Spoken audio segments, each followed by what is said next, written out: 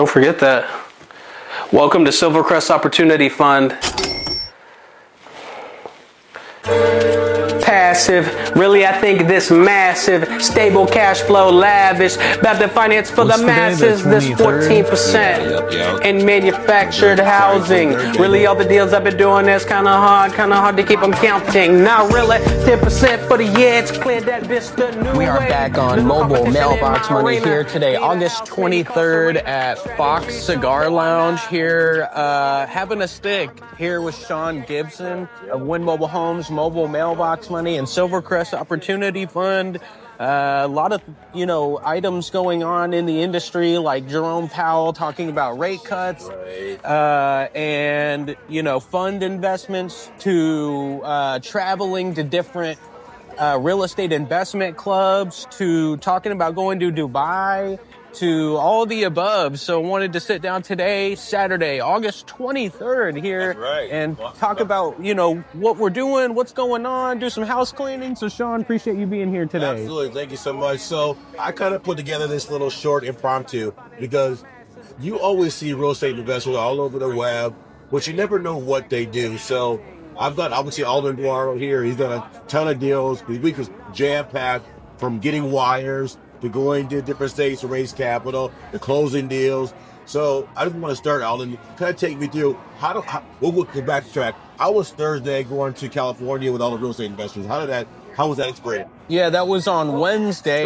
Actually missed my Business Network International meeting, but the Inland Empire Real Estate Investment Club, we went out there to, flew out to the Ontario airport, actually drove down to Laguna Beach, did a marketing video, hit the meeting, the Exchangers at 2:00. The Exchangers is thrown by Andy Teasley and Goodwin Yee. So great hospitality. That group is oriented towards doing deals live, actually in the group, exchanging, telling people kind of what dollar amount that you have, and, having deals on the board, as well as some stuff available, like cars and timeshares. We brought a couple notes providing a double-digit interest rate, and a couple individuals actually bid. So I think we got $180,000 in commitments from that group alone, and ended up making it back that same evening.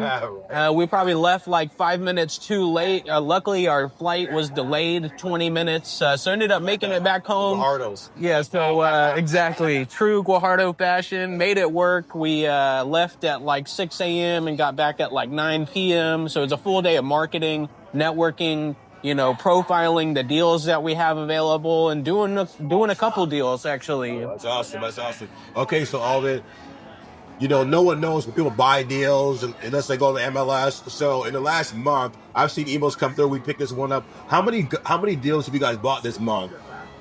I think, it's probably 5 to 7 off the top of my head. We're still buying. Can I stop you there? If you're in the single family world, how could you buy 5 to 7 deals in this market? And I'll let you keep going, but 5 deals, even 4 deals, is a lot to, pencil out and buy every single month. But keep going. Average purchase prices of single family housing nationally is $400,000. Right. So to do 5 to 7 $400,000 homes a month, you would need pretty deep pockets. Obviously, this is a strategy adjacent to a residential real estate fix and flip program, exiting via seller carry finance. But we can do that with less dollars and make more with our capital in manufactured housing, because we're arbitraging the land, really. And our exit strategy is nimble on either selling for cash or selling seller financing. And having the nimbleness in the seller financing really starts to stabilize the exit, creating the long-term cash flow capability. To create notes on single family property, you wouldn't be able to charge a high rate associated because of the affordability of the asset. We're doing assets from $50,000 to $100,000 on average. And our seller finance capability, we can seller finance at that point at 14 or 15%. And it makes sense on paper for the buyer to match or beat market rent. Whereas in single family properties at $400,000, not only would I have tremendous challenge even trying to acquire that amount of assets, but the exit strategy and net operating income doesn't even come close to anything close to that return. It's not even a competition At all. at that point, you know? So we pivoted 7 years ago, and it's been a blessing to say the least. Awesome. So also we've got a little group text within our company, and all the texts, large investor sent a large investment to us. I don't want to say anything, but I'll let him talk about it. How did that come about? And I know everybody was happy for you. That was huge. Yeah, so we attend Arizona Real Estate Investors Association monthly at their Phoenix Real Estate Meetup at Venue 8600. So shout out to Mike Del Pre. Paid off this month. You know, we've been attending that place, the group, and networking for a while, establishing the brand. So we met two individuals, one accredited and one non-accredited. The non-accredited investor actually committed to a $60,000 single note position. So he acquired one note, him being one investor, a non-portfolioized acquisition, providing him a double-digit interest rate. That was $60K. Well, the brother actually was the primary. He was accredited and originally soft committed about $100,000. I was making arrangements to absorb some notes into my fund, providing him a 10% return for 1 year or 12% for 3, 506C, 3C1, Silvercrest Opportunity Fund. And literally the morning of, it's kind of interesting, he said he was having a cardiac event, which is concerning, you know. At the end of the day, health is wealth, you know, and is of utmost importance, far more than any dollar transaction by any means. And individual asked me to call him back, you know, like 20 minutes later. He said he was going to the hospital at that point. And 2 hours later, he actually called me, said he had taken some blood thinners and stuff like that to mitigate.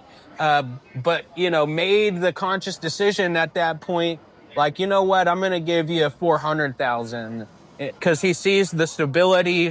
He saw that I cared, you know, about the program far over and above of just a transaction. You know, we're getting into bed, you know, at the end of the day, and this is a stable program. And for him to feel confident and safe to send a $400,000 transaction in a time when it's needed most, possibly even having a heart attack, Absolutely. you know, saw the opportunity for what it was and sent us our largest fund investor at this time. You know, we can put $1 million to work in the next 30 days.